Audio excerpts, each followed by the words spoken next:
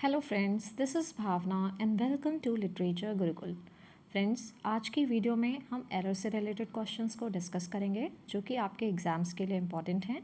आप किसी भी एग्ज़ाम की प्रिपरेशन कर रहे हों जिसमें एरर से रिलेटेड क्वेश्चन आते हैं, ये आपको हेल्प करेंगे और बहुत ही सिलेक्टेड क्वेश्चंस की सीरीज़ हमने तैयार की है।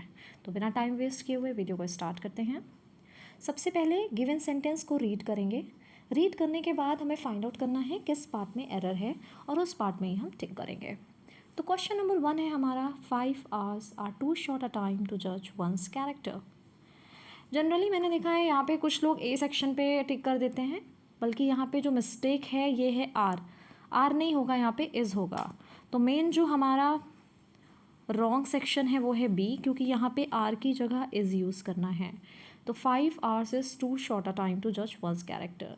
आर्स वैसे तो प्लूरल होता है, बट जब हम इसे एक सिंगल यूनिट की तरीके से कंसीडर करेंगे तो यहाँ पे जो हमारी वर्ब लगेगी वो सिंगुलर लगेगी। आई होप आपको समझ आ गया होगा। तो मेन जो एरर है वो पार्ट बी में है। अब चलते हैं नेक्स्ट क्वेश्चन की तरफ। सेकेंड क्वेश्चन है many a passenger have been taken to the hospital. तो इस क्वेश्चन को थोड़ा सा डीपली समझिएगा। मैनी दिए होने पर जो नाउन आता है वो हमेशा प्लूरल होता है। मैं आपको समझाती हूँ। मैंने लिखा मैनी बॉयज़, तो ये बिल्कुल करेक्ट है। इसके साथ जो वर्ब आएगी वो भी प्लूरल होगी।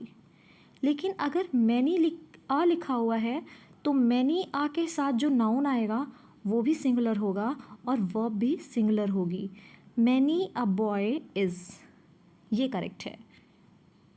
तो आपको क्लियर हुआ होगा। Many a passenger have been taken to the hospital में जो मेन मिस्टेक है, देखिए मैनी आ के बाद जो नाउन आएगा वो सिंगुलर होगा, तो पैसेंजर सिंगुलर है। जो वर्ब आएगी वो भी सिंगुलर होगी, लेकिन यहाँ पे जो वर्ब है वो प्लूरल दी हुई है। तो यहाँ पे जो मिस्टेक है वो पार्ट सी में है। क्या होना चाहिए? Many a passenger has been taken to the hospital. तो मेन एरर सेक्शन सी में है। आई होप आपको ये क्लियर हो गया होगा। Next question, very few people now believe that the wages of sin are death. देखिए ये तो बहुत ही कॉमन सा है, everybody knows that what the correct answer is. So main जो एरर है वो सी पार्ट में है, क्योंकि वेजेस ऑफ सिन आर नहीं होगा, wages of sin is death होगा। ये बाइबल की बहुत ही फेमस लाइन है, wages of sin is death, और यहाँ पे वेजेस को हम कंसिडर करेंगे सिंगुलर की तरह। आई होप आपको समझ आ गया होगा। तो सी पार्ट में एरर है। नेक्स्ट है 4, one should take advantage of opportunities to talk with native orators if one wants to improve his English. तो वन के साथ जो प्रोनाउन लगेगा वो वंस होगा। तो ये भी बहुत ही आसान सा क्वेश्चन था। ए पार्ट में कोई भी एरर नहीं है। बी में if one wants to improve one's English, क्या होगा? If one wants to improve one's English, ना कि हिज इंग्लिश, वंस इंग्लिश। तो यहाँ पर एरर भी सी पार्ट में है।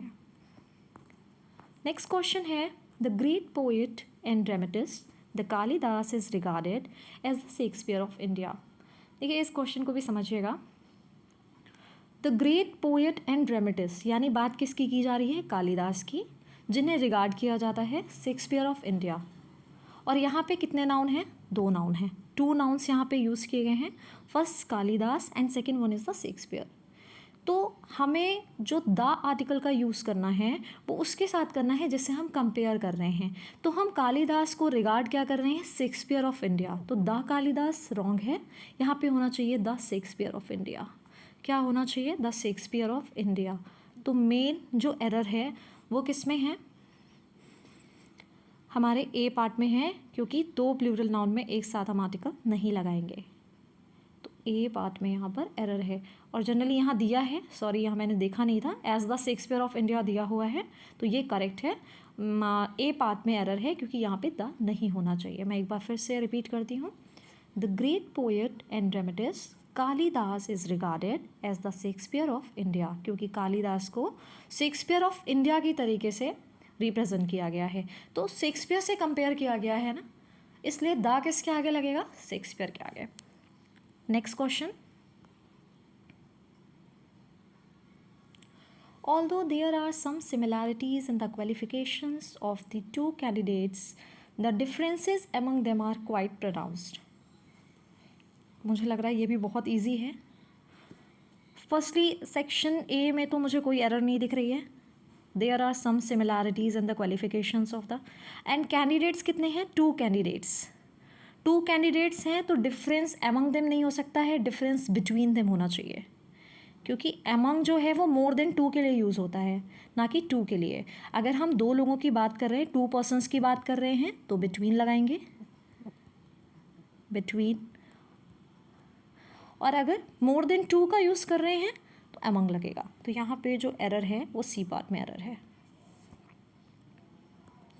Question number 7, we discussed about the problem so thoroughly on the eve of examination that I found it very easy to work it out. यहाँ पे प्रिंटिंग मिस्टेक है। We discussed about the problem, we discussed about, देखिए discuss के साथ कोई भी preposition नहीं लगती है, ठीक है। तो डिस्कस के साथ यहाँ पर प्रपोजिशन लगी हुई है, तो ये रॉन्ग है। यहाँ पे होना क्या चाहिए? We discuss the problem so thoroughly on the eve of examination that I found it very easy to work it out. तो मेन जो एरर है वो ए पार्ट में है। आई होप आपको समझ आ गया होगा। एनवीएस के पेपर में मैंने देखा था कि जो ऑप्शंस दिए गए थे उनका भी सीक्वेंस चेंज कर दिया गया था। तो अगर आप ऑनलाइन एग्ज़ाम दे रहे हैं तो इस चीज़ को भी ध्यान से रखिएगा, बहुत ही कंसीडर करिएगा कि ऑप्शंस कहीं ऊपर नीचे तो नहीं है।